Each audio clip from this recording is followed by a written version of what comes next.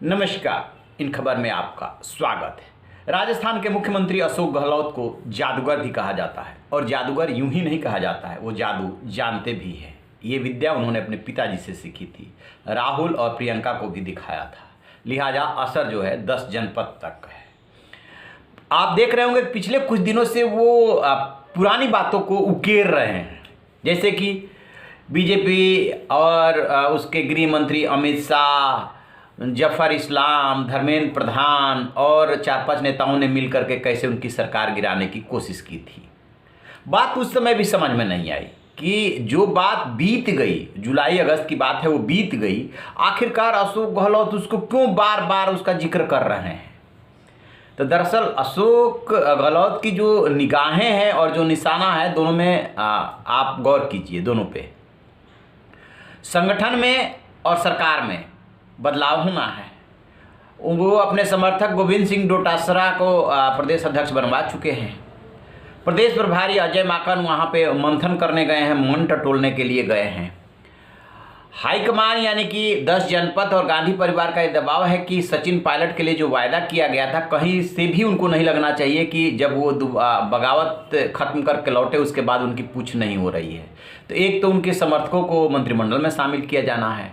पिछले दिनों जब वो दिल्ली आए थे तो किनको उनके कोटे से निकालना है और किनको रखना है वो लिस्ट दे चुके हैं। दूसरा, संगठन में भी उनके लोगों को एडजस्ट किया जाना है। अभी जो पंचायत चुनाव हुआ है उसमें कांग्रेस जो है मात खा गई।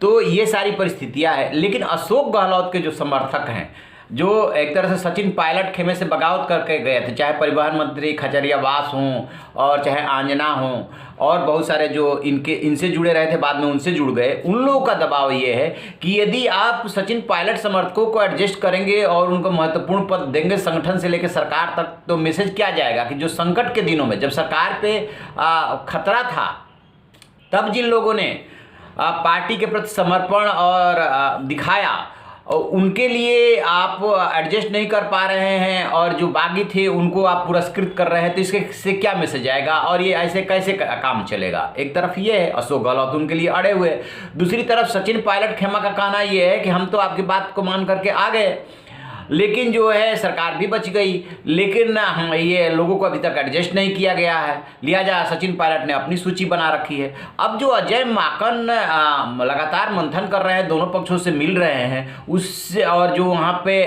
संगठन और सरकार के विस्तार में देरी हो रही, इसी वजह से देरी हो रही है। तो अशोक गहलोत ने जो कल निशाना साधा, आप उनको वीडियो में सुनेंगे, सुन लीजिए। बड़े आप बताइए कितनी प्लानिंग करी लोगों ने सरकार गिराने की प्लानिंग का? देखिए आप कितना नक्शा बनाया होगा, कितनी उसकी रेकी की होगी, कितना प्रबंधन किया होगा,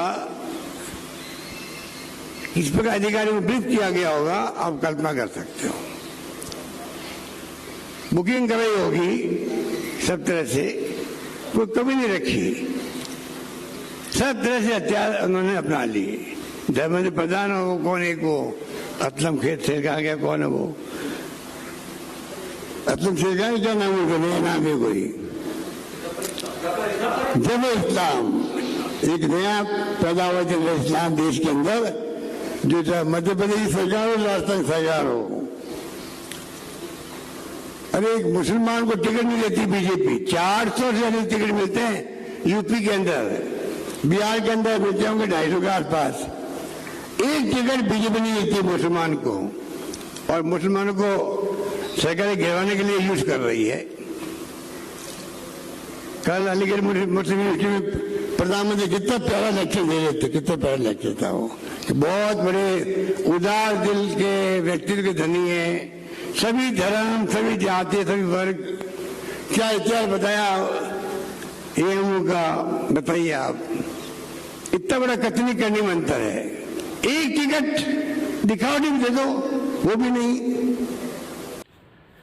कि बीजेपी किस तरीके से मुस्लिमों का इस्तेमाल करती है। उत्तर प्रदेश का चुनाव हुआ, बिहार का चुनाव हुआ और कई राज्यों में चुनाव हुआ, उसने एक भी मुस्लिम को टिकट नहीं दिया। और जब सरकार गिरानी थी तो जफर इस्लाम जो उसके राज्यसभा सांसद है उनका इस्तेमाल किया। यानी बीजेपी मुस्लिमों का इस्तेमाल करना जानती है। और फिर उन सारे नेताओं का नाम गिराना कि कैसे वो लोग सरकार गिरा रहे थे। दरअसल ये बात बोल करके बार बार सचिन पायलट को डिमोरलाइज कर रहे हैं और सचिन पायलट खेमे को डिमोरलाइज कर रहे हैं। बार बार घाव को कुरेदना, इसका मतलब क्या कि आरोप किसी और पे लगा रहे हैं और मार किसी और को रहे हैं। सचिन पायलट और उनके खेमे को डिमोरलाइज किया जा रहा है कि आप तो बगावती हो, आप बगावत करके गए थे, सरकार को खतरे में डाला था, पार्टी को बदनाम किया वगैरह वगैरह, ताकि जो मोल भाव हो रहा है उसमें जो है सचिन पायलट को कम देना पड़े और इस खेमे को ज़्यादा मिले। खैर, जो भी अशोक गहलोत कोशिश कर रहे हैं, ये अपनी कोशिश में कितने वो कामयाब होते हैं ये देखने वाली बात होगी। और वो इस कुर्सी पे कितने दिनों तक रहते हैं ये भी देखने वाली बात होगी।